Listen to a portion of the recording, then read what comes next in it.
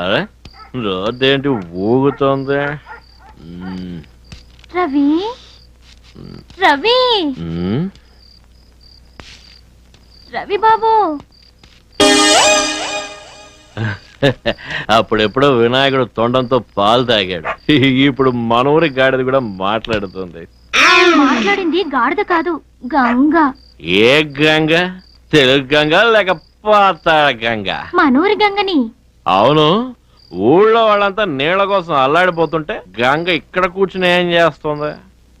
నీలాంటి శివుడి కోసం ఎదురు చూస్తుంది. ఒక్క 5 నిమిషాలు లోపలికొచ్చాళ్ళవు, గుండె తడికి పంపిస్తా. 5 నిమిషాల్లో ఏమవుతుంది? ములక్కాయ పులుసులో ముక్క అవుద్ది, గంట ఉంటే ముక్క తొక్క అవుద్ది, తెల్లారేదాకా తింటే తొక్క తోటకూర అవుద్ది. రా రవి బాబు రా.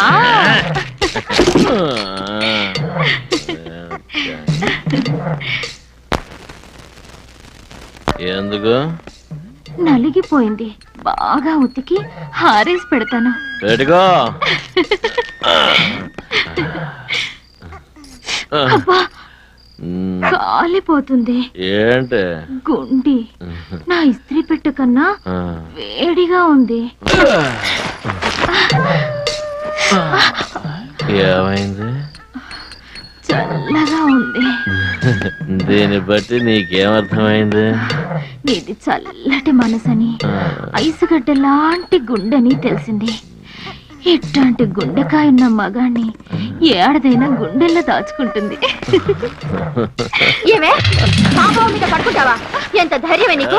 నీ తీట వదులుచుకోవడానికి మా బావే దొరికాడా? ఇంకెవరు దొరకలేదా? ఈ ఊళ్ళో వాళ్ళు నిన్ను బట్టలు ఉతకమన్నారు కానీ బట్టలు విప్పమనలేదు. ఇంటి బయట గాడిదలు పెట్టుకుని ఇంట్లో గాడిద లాంటి పనులు చేస్తావా? అనవసరంగా నోరు పారేసుకోవద్దు. మీ బావ దారంట పోతుంటే ఆయన నలిగిపోయిన బట్టల్లో చూడలేక జాలిపడి జాడించి పంపిద్దామని లోపలికి పిలిచా. మొహం పగిలిపోద్ది. ఇట్ట దారి కాచి చలి కాచుకునే బదులు ఏ గాడిదలో కట్టుకోవచ్చు కదా. నా కర్మ. లే లేకుంటుంటే అయినా నీకు బుద్ధుండక్కర్లేదా? అది జాడించి పెడతానని గాని ఇంట్లో దూరడమేనా? ఈ గడపకి ఆ గుడిసెకి తేడా తెలుసుకోపనిలేదా? నువ్వు ఎక్కడున్నావా? నా తప్పేం లేదే, అది నీ చీర కట్టుకుంది కాబట్టి నువ్వే అనుకుని లోపలికి వచ్చాను. అమ్మ దొంగ ముంజా, నా చీర కట్టుకుని నా బావిని మడతేస్తావా? చిచ్చి చిచ్చి, చీరంతా అచ్చ కంపు. ఇంటికెళ్ళి ఉతుకుతే కానీ దీని కంపు పోదు. చూడు కార్గిల్ సోదరా, ఈ కనిపించే వందల వేలాది ఎకరాలు మావే. ఇక్కడి నుంచే మా అధికారం ప్రారంభమవుతుంది, అహంకారం తలెత్తుతుంది. విడాకులు తీసుకున్న వాళ్ళకి భరణాలు ఇచ్చినట్టుగా విడిపోయిన నీ చేతికి 5 ఎకరాలు ఇస్తున్నాడు ఈ సర్పంచ్. ఒరే పోరంబోకు, చూపెట్టరా బంజరు. అదే అదే ఆడ కళ్ళతో చూపెట్టే చూడద్దు, చేత్తో చూపెట్టే చూడండి. ఆ కొండ మీకు ఇచ్చిన ల్యాండ్. నిన్నటి దాకా గన్నును ముద్దు పెట్టుకుని జై జవాన్ అన్నట్లుగా రేపటి నుంచి మనును ముద్దు పెట్టుకుని జై కిసాన్ అంటూ పల్లోకి దిగండి. అక్కడ వ్యవసాయం ఎలా చేస్తారండి? జోకులేమాకండి. మీ అన్నయ్య మంచు కొండలెక్కి పాకిస్తాన్ విరగొట్టొచ్చినాడు. ఈ చిన్ని కొండను పిండి కొట్టలేడా? దీంట్లో బంగారం పండించలేడా? పండించగలడు. ఆ కాన్ఫిడెన్స్ నాకుంది. జై జవాన్ జై కిసాన్. పోనీ అటువైపు ఖాళీగా ఉంది, అది వచ్చుగా. ఇవ్వకూడదు, అక్కడ ఎయిర్పోర్ట్ వస్తుంది. ఏంటి? విమానాశ్రయం. బస్సులేరా నీ ఊళ్ళో? ఎయిర్పోర్ట్ ఎలా కడతారండి? ఏ కట్టకూడదా? పల్లెటూళ్ళు విమానాలు దిక్కకూడదా? పల్లెటూళ్ళు పట్టు కొమ్మలు అంటారు. కొమ్మలు కొమ్మలు అయి ఉండిపోవాలా? చెట్లు అవ్వకూడదా? కాయలు కాయకూడదా? పళ్ళు పండకూడదా? మనకు లేనివి కళలు కనడం తప్పు కాదు కదా. ఇప్పుడు మా ఆవిడుంది, చండాలంగా ఉంటుంది, కానీ రంభను కాజోళ్లను ఐశ్వర్యరాయను కళలు కని కాపురం చేస్తుంటాను. కళలు కనడంలో తప్పలేదు కదా. అలాగే ఇక్కడ ఎయిర్పోర్ట్ రావాలని కళలు కంటాం. నా కళ నే కంటాను. పోనీ ఇటు పక్కే వచ్చుగా. అస్సలు కుదరదు, అక్కడ హార్బర్ వస్తుంది. రబ్బరా వాడరేవు. సముద్రమే లేని చోటుకి ఓడరేవు ఎలా వస్తుంది? లేకపోతే తెచ్చుకుంటాం. ఇంతకుముందు మన స్వతంత్రం ఉందా? తెచ్చుకోవాలా? అలాగే సముద్రాన్ని కూడా తెచ్చుకుంటాం. ఎరా వెరీ ఈజీ. సముద్రం తెప్పిస్తే వచ్చేది కాదు, సృష్టితో పాటు పుట్టేది. పిచ్చి పిల్ల, 500 రూపాయల దొంగ నోట్లు సృష్టితో పాటు పుట్టినయా? మధ్యలో మనం పుట్టించుకున్నాం. అలాగే సముద్రం కూడా పుడుతుంది. అయినా 5 ఎకరాల భూమి కోసం దొంగోడిని పోలీసు వాడు అడిగినట్లు క్వశ్చన్స్ అడుగుతున్నారు. అసలు నువ్వు సైనికుడువేనా? నువ్వు కార్గిల్ వీరుడు కాదు అంటాను. కరీంనగర్ లో బీటు కానిస్టేబుల్ వి అంటాను. మందు పాత్ర పేలితే చెయ్యి పోగొట్టుకుని ఈ పొలం కోసం డ్రామా ఆడుతున్నావు అంటాను. నువ్వేమంటావు? మీకు ఆ డౌట్ అక్కర్లేదు, మా దగ్గర సర్టిఫికెట్ ఉంది. సర్టిఫికెట్ పుట్టించారేమో. ఈ మధ్య స్వాములు నోట్లోంచి లింగాల్ని చేతిలోంచి ఊదిని పుట్టిస్తున్నారుగా, మీరు కూడా అలాగే పుట్టించుండొచ్చుగా. అయితే నేను కార్గిల్ లో యుద్ధం చేసి వచ్చినట్టు ప్రూవ్ చేసుకోవాలంటావు. తప్పదు. వేరే దారి లేదా? లేదు.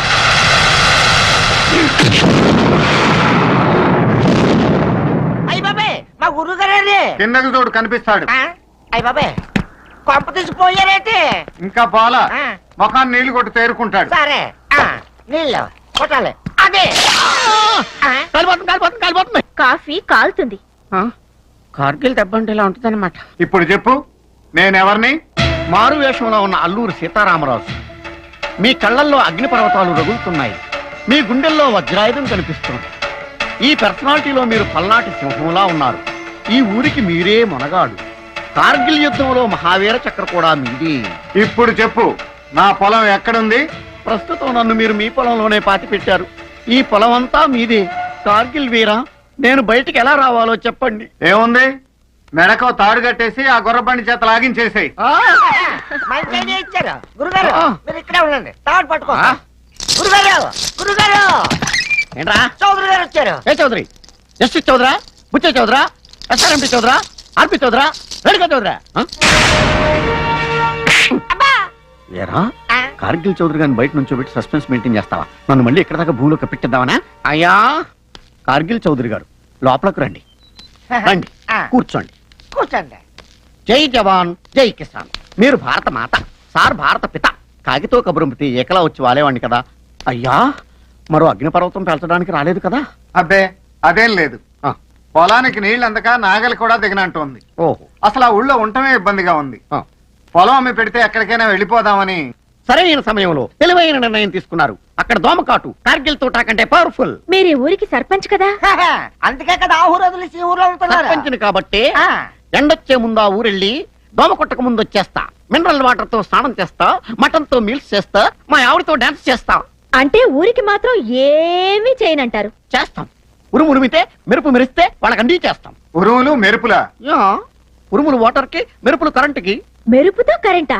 ఏం పుట్టదా? వేరుతో పెట్రోల్ పుడుతుందని ఊహించామా? కారులో బాంబు పేలుతుందని కలకన్నామా? ఇంకా అర్థం కాలేదా?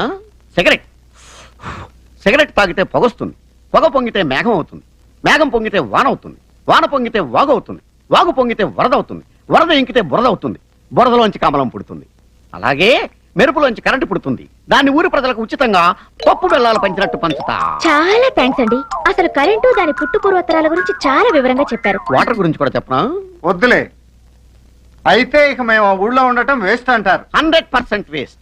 సంవత్సరానికి ఒకసారి పడే వానజల్లులో స్నానం చేసే గుడ్లండి వాళ్ళు.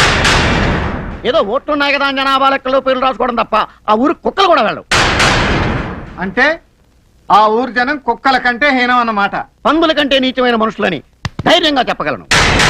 పెంట మీద వాలే ఈగల కంటే, మురుగు మీద వాలే దోమల కంటే, పాచిపోయిన అన్నం మీద వాలే పురుగుల కంటే నీచమైన వాళ్ళు.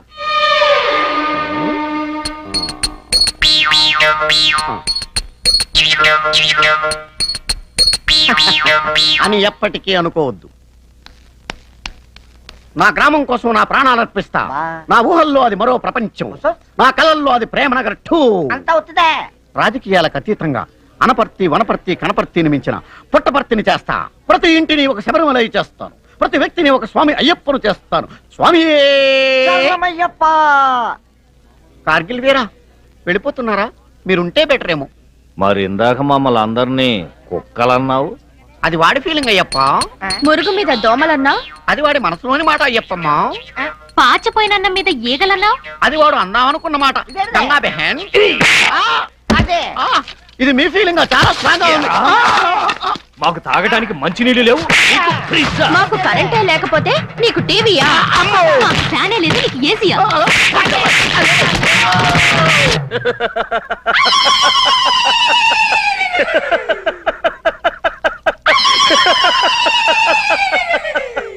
అయితే ఇల్లు బీకి పందిరేశారన్నమాట. ఆయ్, పందిరి పాక అయింది, పాక ఏకయింది, ఏక నా పేక చుట్టుకుంది.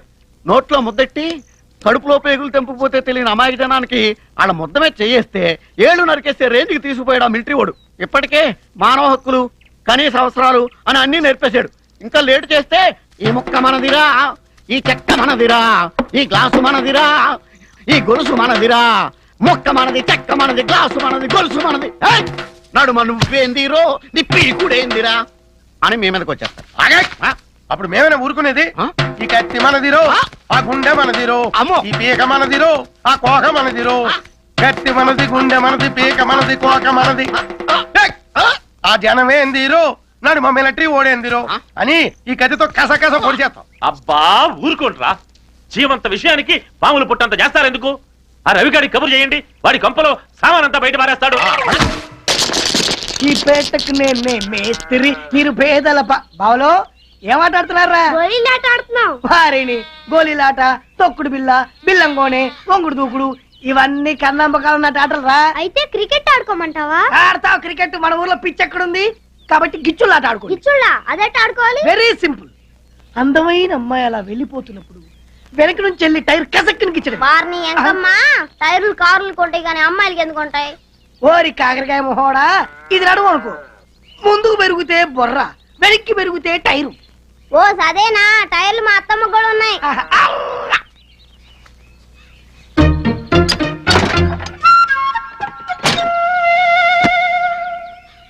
అరే బామ్మర్ది, టీచర్ అమ్మ కూడా టైర్లు ఉంటాయా?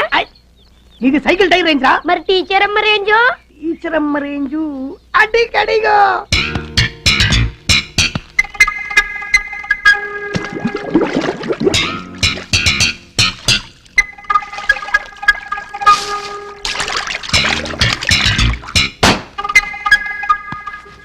అరే బామ్మర్ది, రవణ గోడ దూకుతున్నాడేంద్రా? అది గోడ దూకడం కాదు, ఆ? అదో రకమైన ఆట. ఆ ఆట పేరేంటి బామ్మర్ది? జంప్లింగ్ ఆట.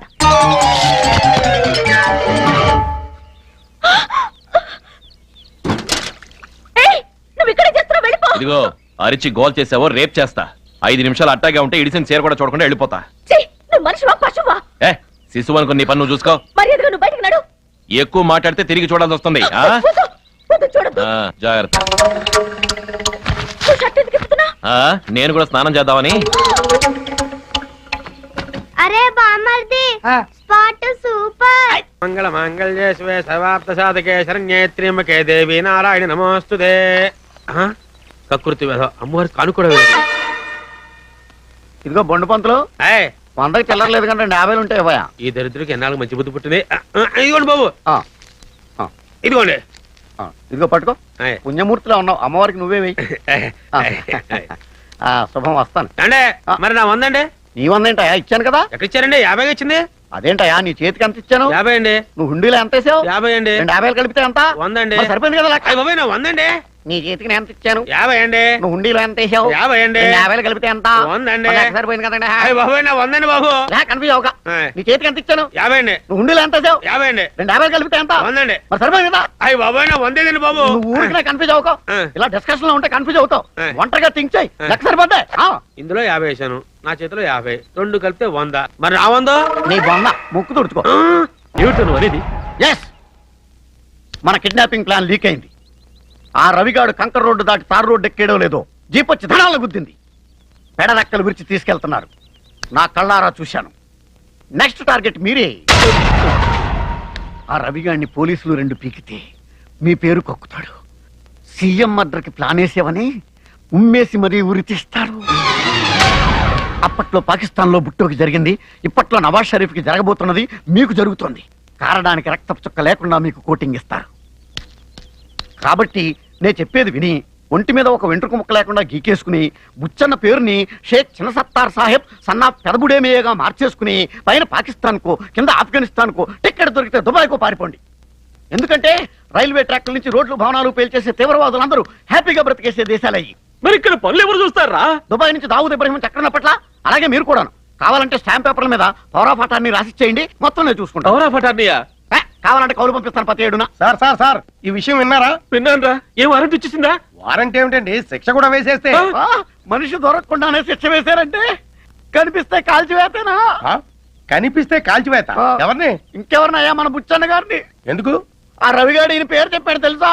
ఎవరితో? పోలీసులతో. ఏమని? సీఎం కిడ్నాప్ ప్లాన్ చేశాడని. చాలా ఎవరివే స్నానాల గదిలో దూరాడని మనోడి మీద ఆ పిల్ల కేసెట్టింది. సిగ్గు చచ్చినా శీలం చెడినా ఒకటేనని వాళ్ళిద్దరిని పెళ్లి చేసుకోమని జడ్జి గారు తీర్పిచ్చారు. అంటే ఆ రవిగాడు రోడ్డంతా వెళ్ళటం చూశాను, తర్వాత జీపు కుద్దటం చూశాను. ఆ తరువాత నేను వెళ్ళిపోయాను. మరి ఇప్పుడు నువ్వు చెప్పిన మ్యాటర్ అంతా ఊహించుకున్నాను. ఊహించుకున్నావా? జరిగిన దాన్ని బట్టి ఎస్టిమేట్ చేశాను.